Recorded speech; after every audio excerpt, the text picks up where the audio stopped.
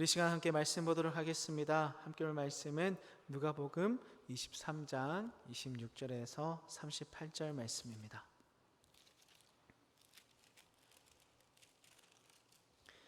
누가복음 23장 26절에서 28절까지의 말씀인데요. 26절 38절까지의 말씀인데요. 제가 가진 성경은 신약 성경 138페이지 정도에 있습니다. 우리 한 절씩 나누어 읽고 마지막 38절은 함께 읽도록 하겠습니다.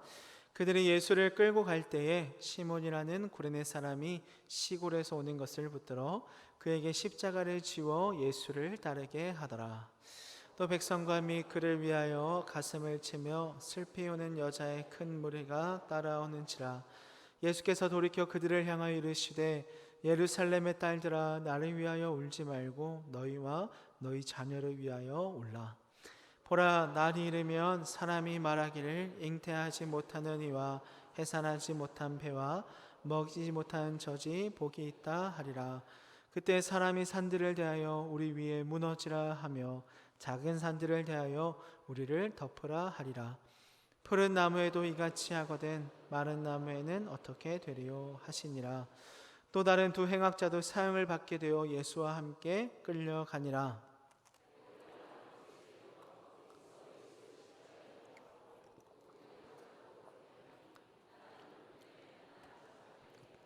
이에 예수께서 이르시되 아버지, 저들을 사하여 주옵소서. 자기들이 하는 것을 알지 못함이니이다 하시더라.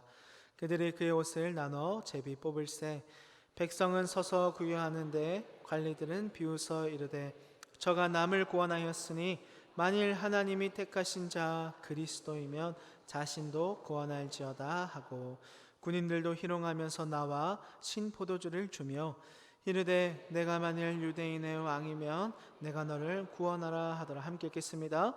그의 위에 있는 유대인의 왕이라 쓴 패가 있더라. 아멘. 오늘 말씀으로 예수님은 그때 기도하셨습니다 라는 제목으로 함께 은혜를 나누고자 합니다.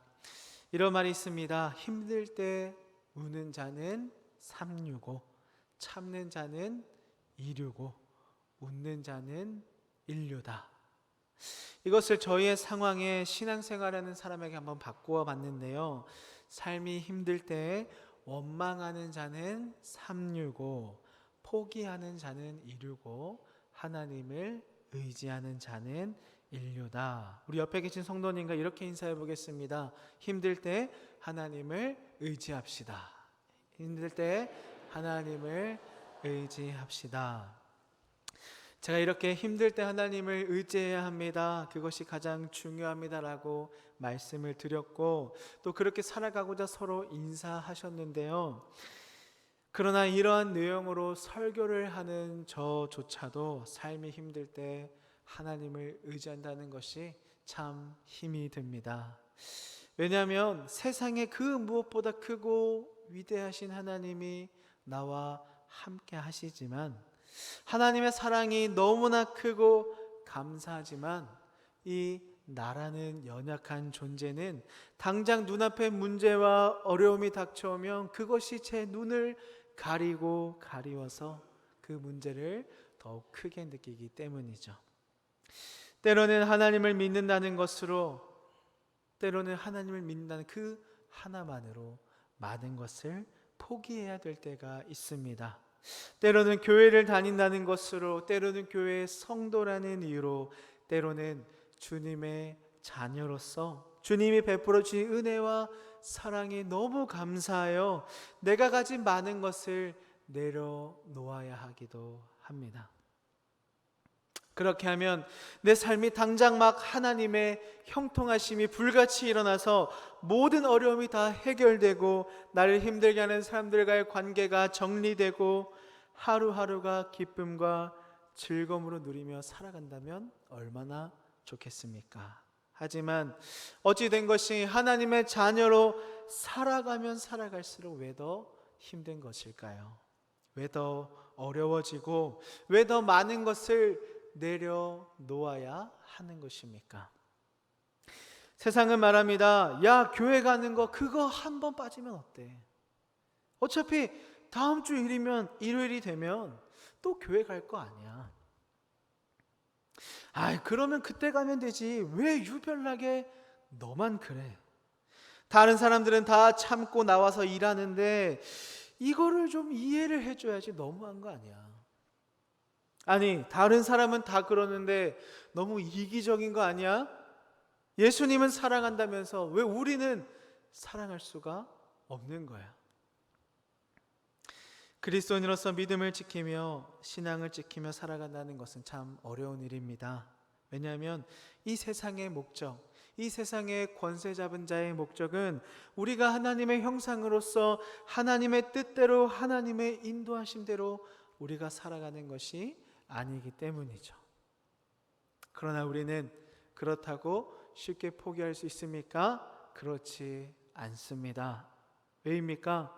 주님은 그렇게 작고 작은 연약한 나 때문에 낮아짐으로 이 땅에 오셨고 귀한 사역을 감당하셨으며 십자가에 달려 죽으셨기 때문이죠.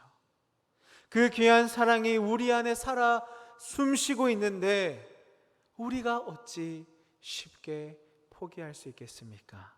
그러니 지금 이렇게 모여서 하나님을 예배하는 것이 아니겠습니까?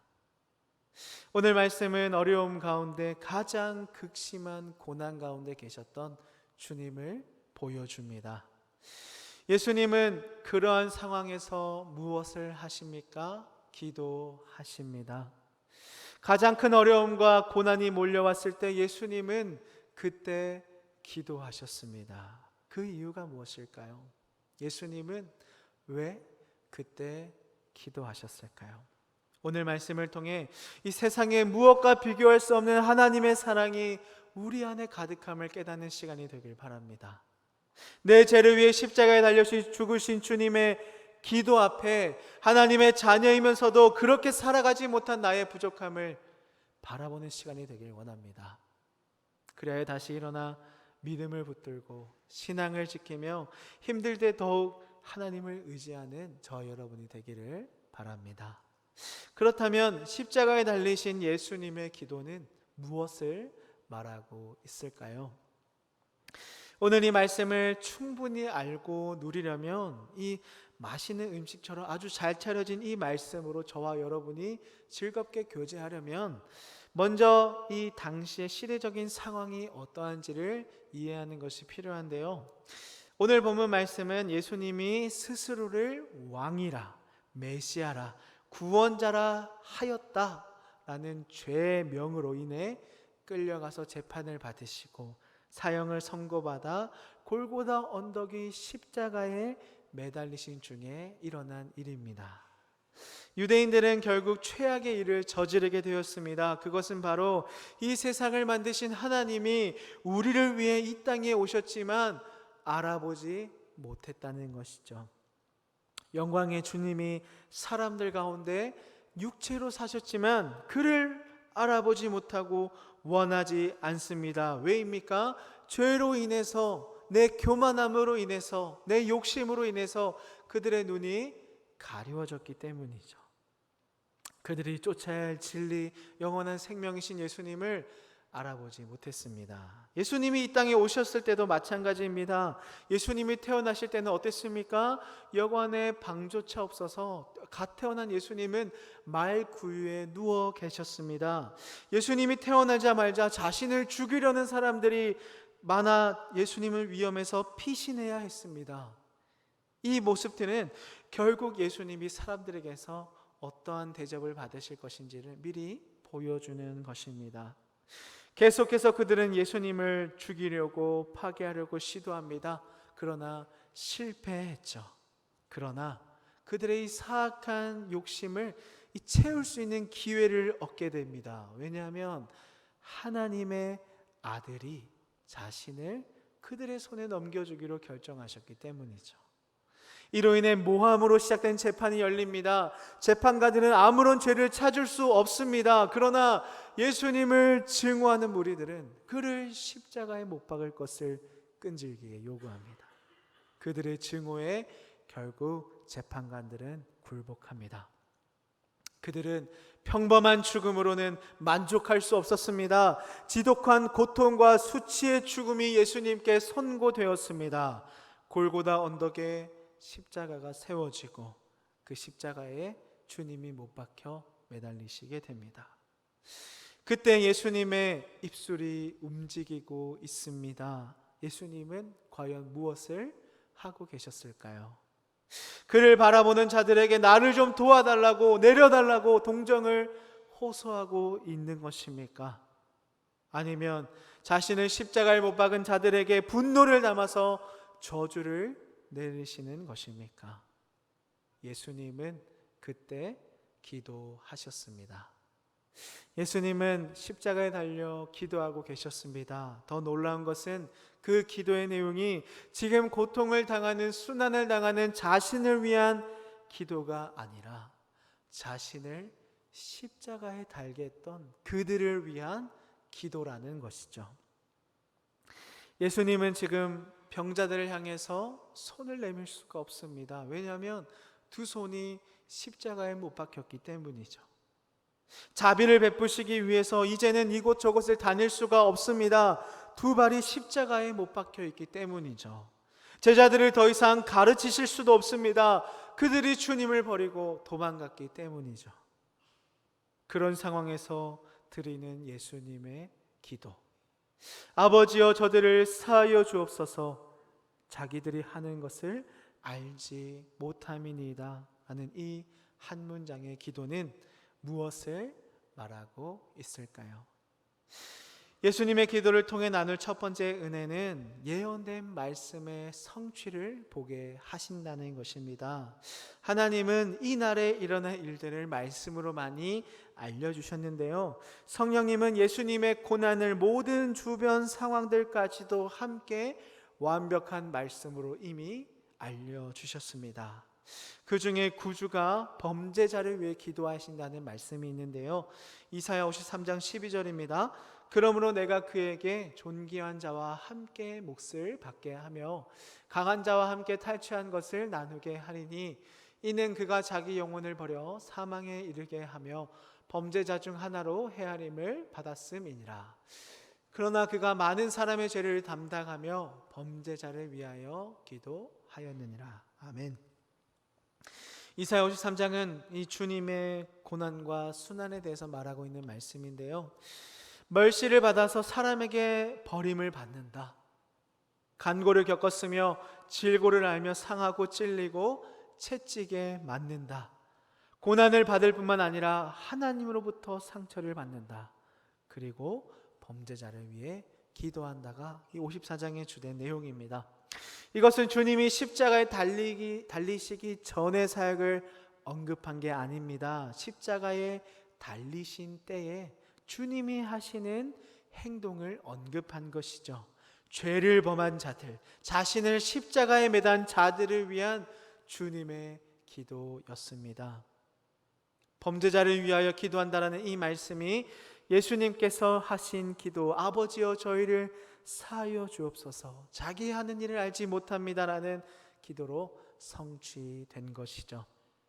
예수님은 그 고난의 때에도, 예수님은 그 순환의 때에도 누구를 생각하셨습니까? 자신을 죽게 만든 죄인들을 생각하셨습니다. 예수님은 그때에도 자신을 십자가에 못 박은 자들을 위해 간구하십니다. 그들의 죄사함을 위해 기도하심으로 하나님의 뜻을 이루셨습니다. 두 번째 은혜는 예수님이 자기 백성들과 똑같이 되셨다는 것을 보게 한다는 것인데요, 예수님의 사역을 살펴보면 아버지여 저희를 사하여 주옵소서라는 간구를 예수님은 하신 적이 없습니다. 전에는 아버지께 다른 사람들을 용서해 주세요라고 하신 적이 없다는 것이죠. 이때까지는 예수님은 직접 죄를 용서해 주십니다. 작은 자야 안심해라, 네가 죄사함을 받았다, 네 믿음이 너를 구원하였다. 대부분의 사역의 모습이 이러했습니다. 그렇다면 예수님은 왜 이제 와서 이 십자가에 달리셔서 죄사함을 직접 선포하는 대신에 하나님께 용서를 구하셨을까요?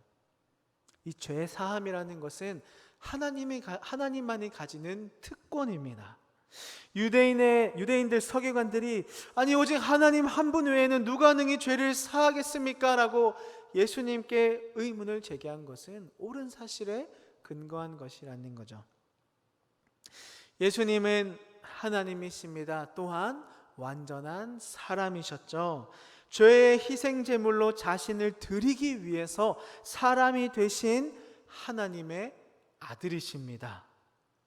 주님께서 아버지여 저희를 사하여 주옵소서라고 외치셨을 때는 십자가에 달리신 중입니다. 그곳에서는 이 죄사함이라는 하나님의 특권을 행사할 수가 없었습니다. 왜냐하면 십자가 위에서 우리의 죄를 대신해서 죽으셔야 했기 때문이죠. 의로운 자가 불의한 자 때문에 죽어가고 있습니다. 죄가 없으신 분이 죄인 때문에 그곳에서 죽어 가십니다. 우리 때문에 죄사함의 특권을 행사할 수 있었던 그 자리에서 내려오신 주님이십니다. 그래서 아버지 앞에서 간구하시는 것이죠. 아버지여 저희를 사하여 주옵소서. 이러한 기도를 드릴 때 주님은 온전히 자기 백성들과 똑같이 되셨습니다. 그들의 연약함, 그들의 부족함, 그들의 한계까지 내려가신 주님이십니다. 세 번째는 하나님은 죄와 그 죄의 결과를 심판하신다라는 것을 보게 한다는 것인데요. 레위기 5장 15절 16절 말씀입니다. 누구든지 여호와의 성물에 대하여 부지 중에 범죄하였으면 여호와께 속건제를 드리되 내가 지정한 가치를 따라 성소의 세겔로 몇 세겔 은에 상당한 흠없는 수량을 양떼 중에서 끌어다가 속건제로 드려서 성물에 대한 잘못을 보상하되 그것에 5분의 1을 더하여 제사장에게 줄 것이요 제사장은 그 속건제의 수량으로 그를 위하여 속죄한즉 그가 사함을 받으리라.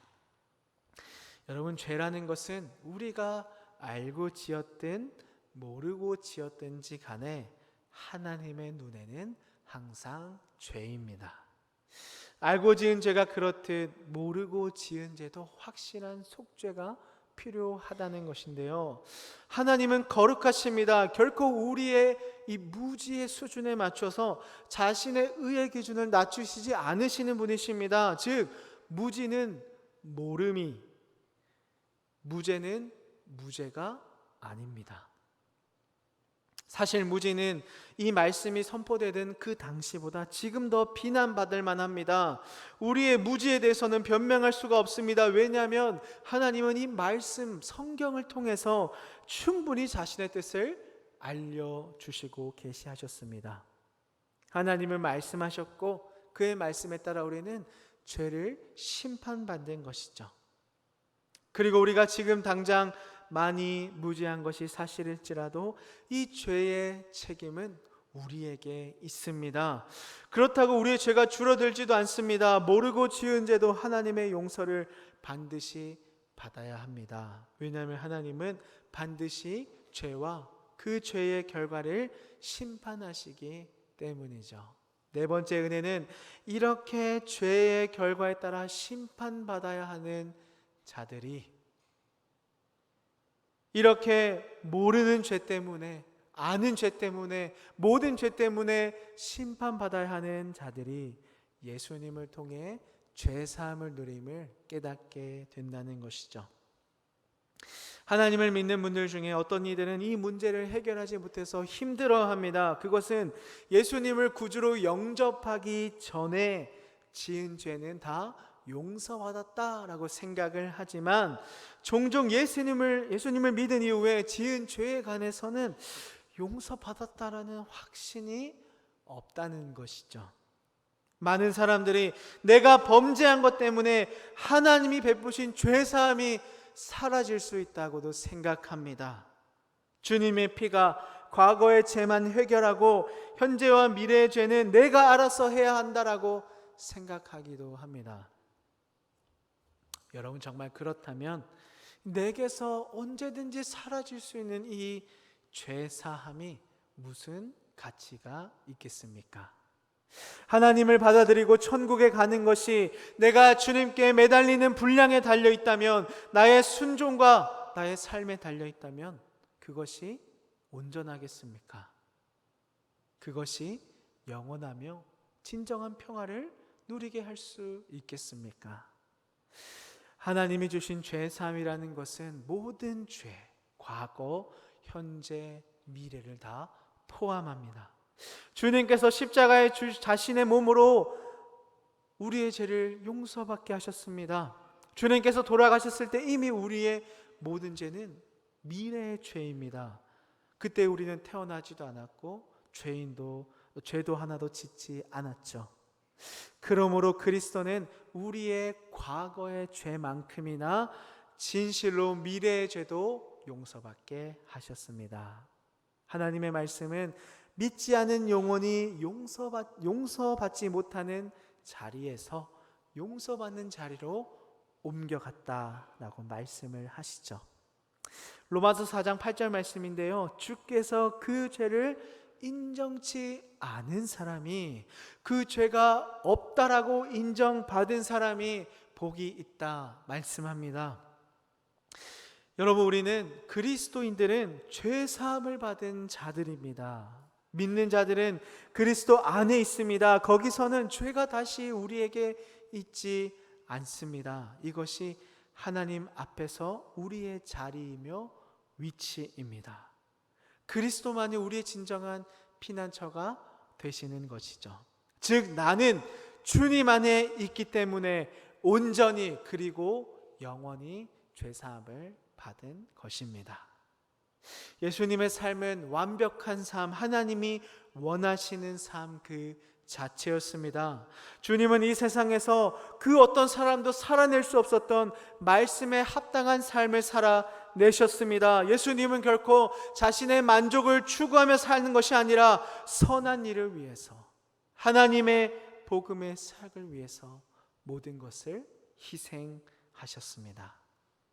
다른 사람들의 손에 자신을 넘기시는 것뿐만 아니라 시종일관 자기 희생의 삶을 사셨습니다.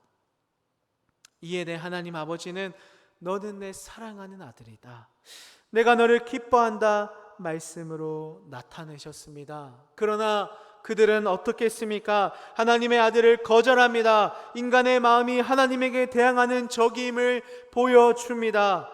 생명이시고 구원자이신 주님을 십자가에 매달아 죽게 합니다.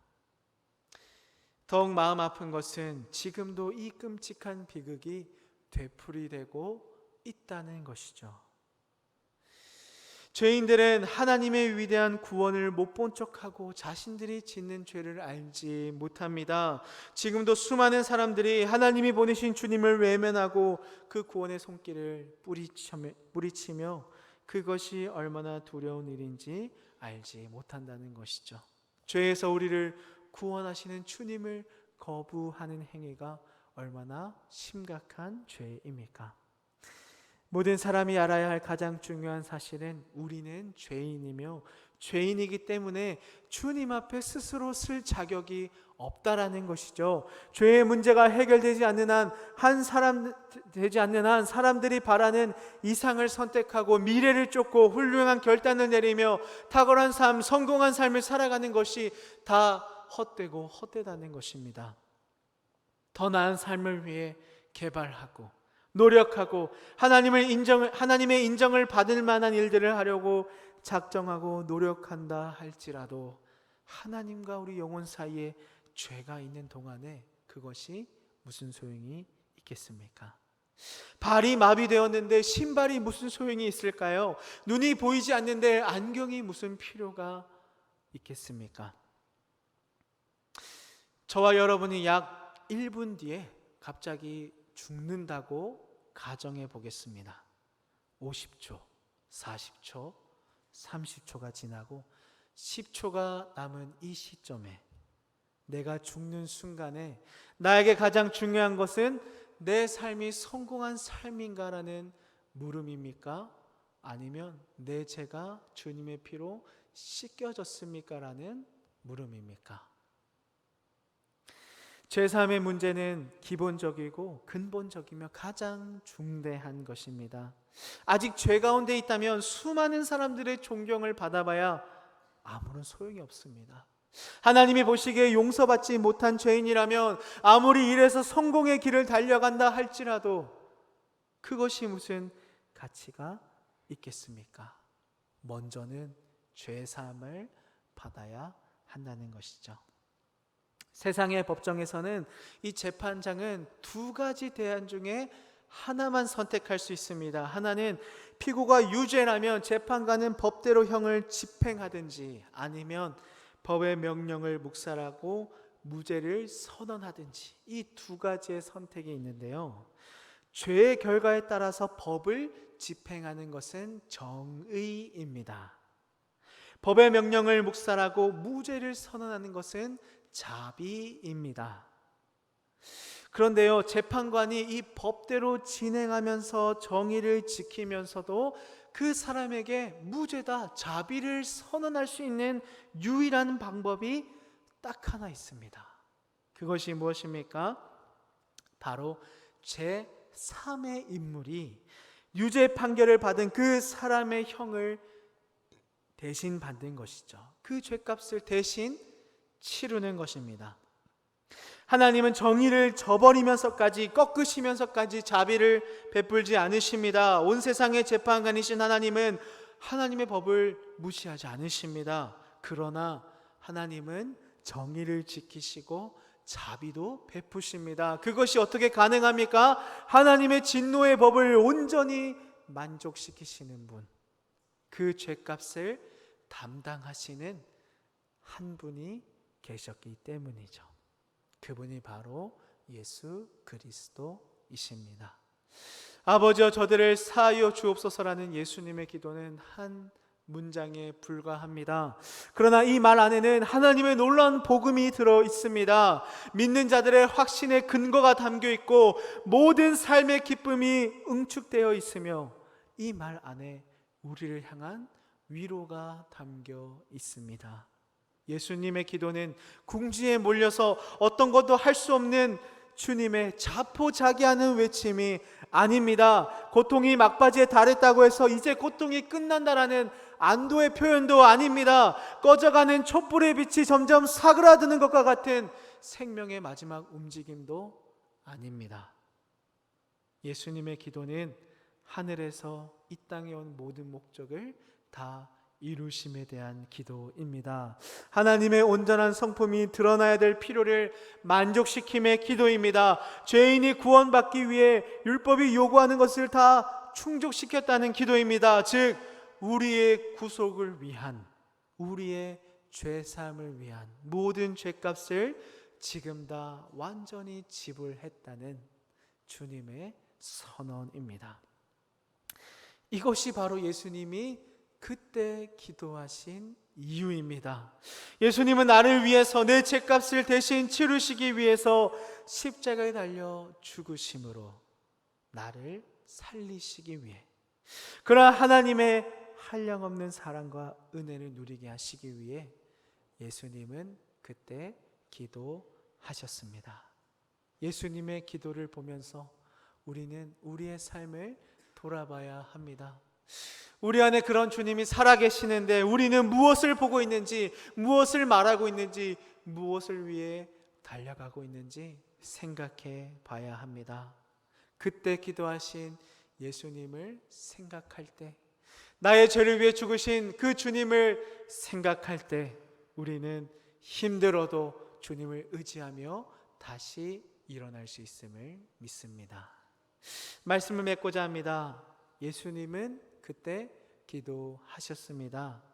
이를 통해 하나님의 말씀이 이루어지는 것을 보여주셨고요, 자신이 자신의 자녀들과 같이 되는 낮아짐을 보여주셨고요, 하나님은 어떠한 죄라도 심판하시는 하나님이심을 보여주시며 그러한 심판받을 죄인인 우리를 위해서, 우리를 살리기 위해서 그때 기도하셨습니다. 중요한 것은 이것을 알았다면, 주님의 기도가 나를 위한 기도인 것을 알았다면 이제 나는 어떻게 살아야 하는가인 것이죠.